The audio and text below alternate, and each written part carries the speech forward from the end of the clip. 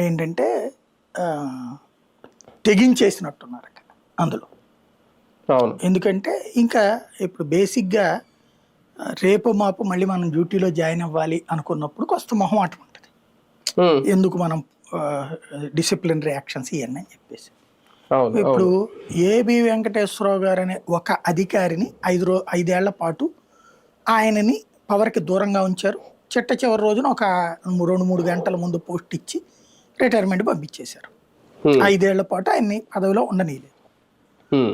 1:200 ఇక్కడ. హ్మ్. ఒక్కాయన్ని అక్కడ ఆపితే 200 మంది ఇక్కడ ఆగారు. అవును.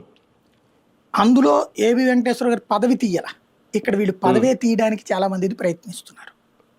హ్మ్. ఇందులో సహకరిస్తున్నది మళ్ళీ వేరే తోటి ఐపీఎస్‌లు, తోటి ఐఏఎస్‌లే. హ్మ్. రాజకీయ వాటిటికి వీళ్ళ యొక్క వీటిని వాడుకుంటున్నారు. హ్మ్. ఇప్పుడు బేసిక్‌గా ఏంటి, సునీల్ కుమార్ తనని కొట్టించాడన్నది రఘురామకృష్ణరాజు గారి కోపం. హ్మ్. ఆయన్ని కాళ్ళని కట్టేసి కొట్టిచ్చారు, ముసుగులేసుకొని హ్మ్. వచ్చి కొట్టారు ఇవన్నీ. అవన్నీ హ్మ్. ప్రూవ్ అయినాయి అంటే నథింగ్. బట్ హ్మ్. ఆయన ఆ కసి తీరేదాకా రాజుగారు కదా! పంతం గట్టిగానే పడతారు. అవును. వెంటాడుతూనే ఉన్నారు. లీగల్‌గా తన చేతిలో ఉన్న సర్వశక్తులు ప్రతిపక్షంలో ఉన్నప్పుడే కొట్టాడాయన. ఆ రోజున అవును. అధికార అవును. పక్షంలో ఉండి కొట్టినోడు. ఇంకా ఇప్పుడు హ్మ్. అధికారంలోకి వచ్చాక ఆగుతాడా?